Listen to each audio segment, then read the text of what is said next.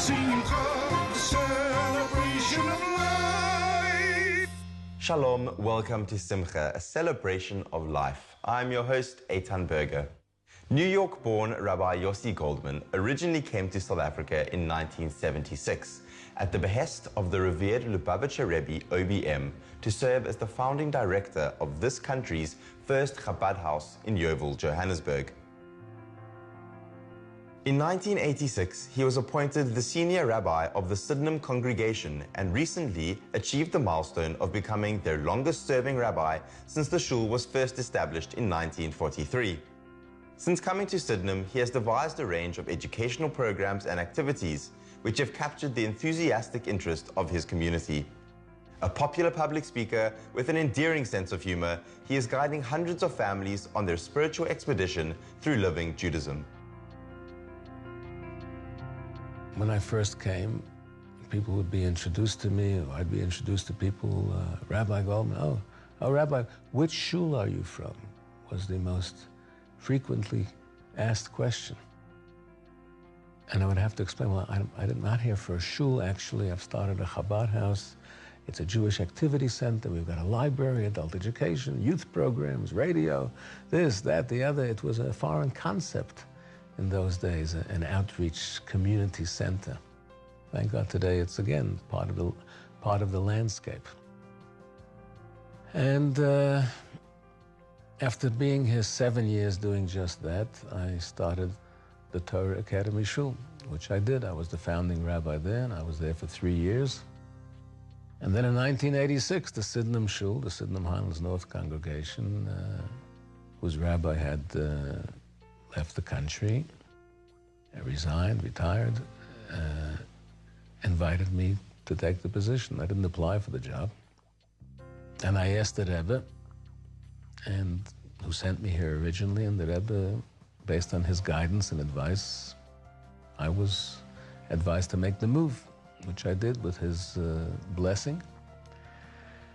And we've been at Sydenham Shul, our family, since 1986. So it's 27 years today.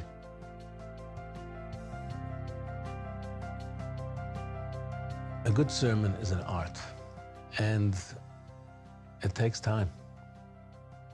Not only does it take time to prepare a good sermon, it takes time to understand the elements that you need to make a sermon successful, to make it effective, to make it work, to get the people to listen. Because so many people, it's almost a tradition that you have your shlof, you nod off when the preacher gets up. That's the time for my weekly nap, right? So it's a challenge to get people to stay awake and alert and to listen and to walk away with a message that they can actually absorb and integrate into their lives. And for me, there's no greater compliment than when people tell me, oh, Rabbi, we discussed your sermon all through the Friday night table. It was a subject of discussion. That's exactly what I'm hoping will happen, that I can give people food for thought.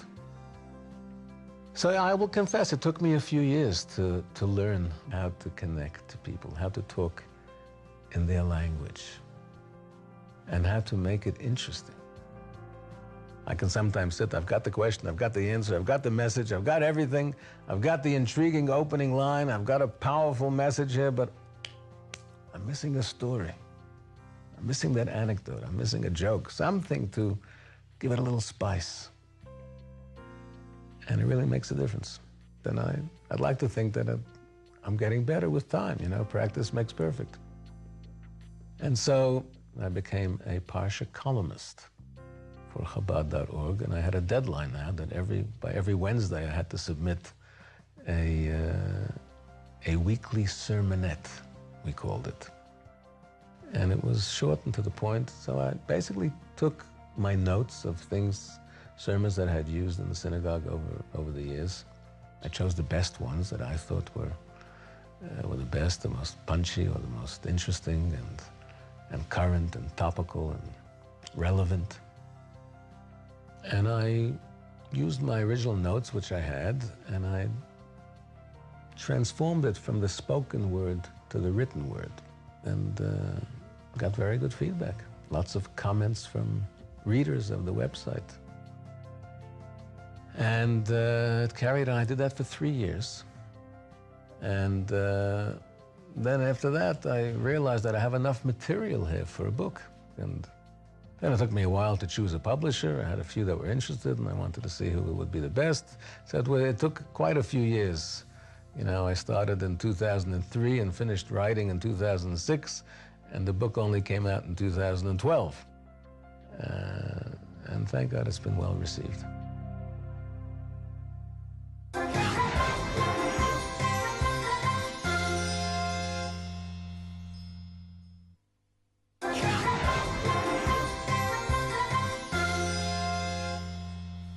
Rabbi Goldman's synagogue sermons are considered among the finest in the Jewish world.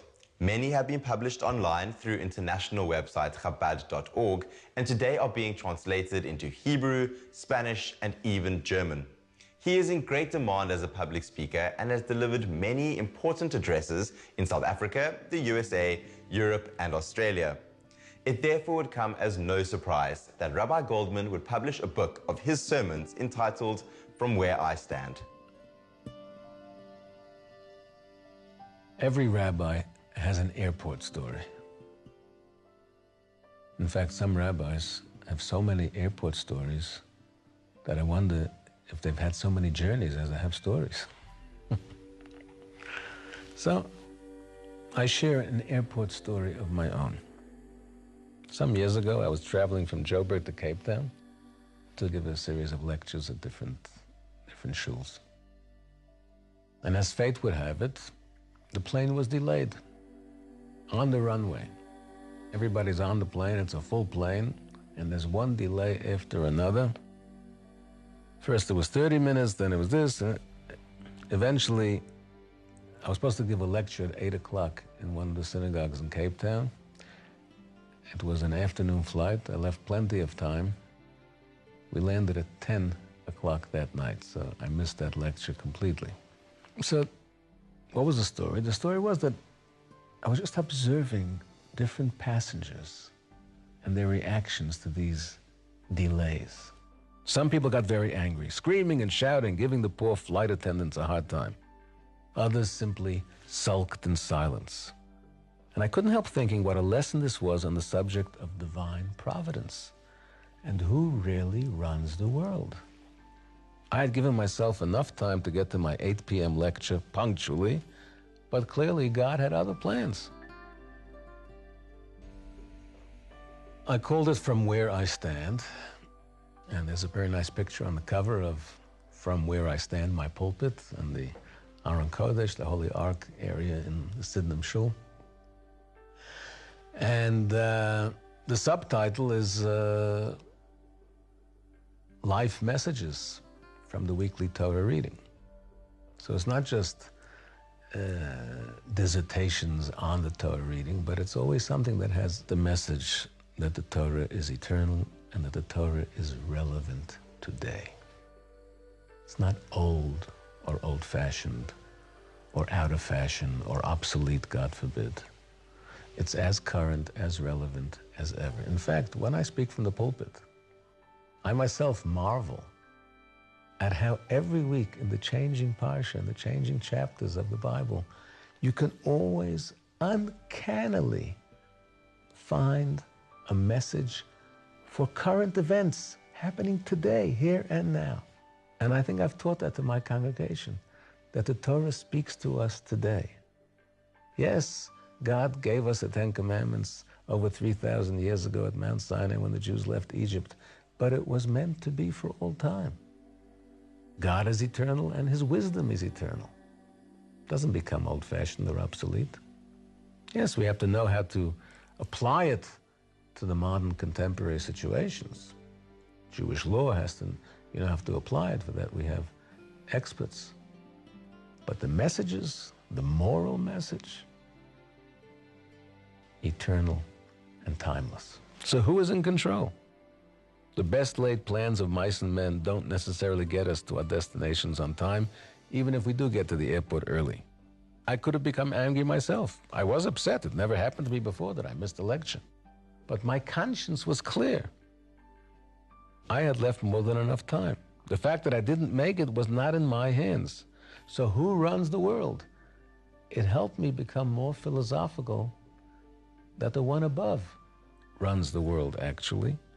And if for some reason known only to him he wants me not to give that lecture, then no amount of huffing and puffing on my part will make one bit of difference. And while pondering on this philosophical perspective, I found myself becoming more relaxed and quite serene, actually, about the whole frustrating experience. We have to do our share, we have to give it our best shot, but beyond that, it's God's department. And if we can develop this attitude, we will all be better able to cope with the disappointments we so often face in life. It's in his hands. If he decided the plane would be delayed, there must be a reason. What I did experience was a personal confirmation of something I had, of course, always believed theologically. But that little episode on the plane taught me a basic premise of Jewish belief, and it reinforced it in my own mind and heart. So nothing amazing occurred, but it taught me the art of acceptance. And you probably know this, the famous serenity prayer.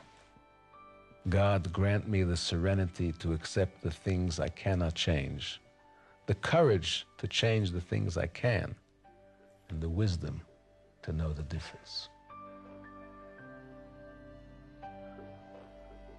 That's all we have time for this week's episode of Simcha. Thank you so much for joining us. If you'd like to catch up on any previous week's episodes, log on to our website, www.spiritsister.co.za. From myself, Eitan Berger, and all of us here at Simcha, have a great week and goodbye.